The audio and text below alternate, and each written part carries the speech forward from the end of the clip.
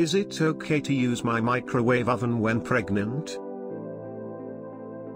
It's hard to believe, but it's true. The microwave oven you use to cook meals might be dangerous to your unborn kid, especially if it's old or being used incorrectly. Microwaves, according to tests, generate dangerous electromagnetic radiation that can damage embryos and cause miscarriage. The FDA does advise all persons, pregnant or not, to take the following precautions while using a microwave. 1.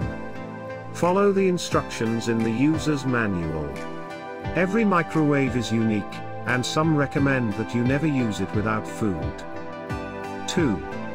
Only use microwave-safe containers. Some plastic plates have the potential to melt and release toxins into the meal. 3. Avoid overheating water or other liquids. Overheated beverages are the #1 safety precaution, and cause of harm, from microwaves. 4.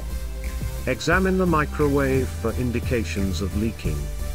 Examine the door hinges, latch, and seals to ensure they are in good working order. 5. Take a few steps back while using a microwave. While there is no proof that standing close to a microwave does any harm, it is quite easy to reposition your body and belly away from any microwaves that are in operation.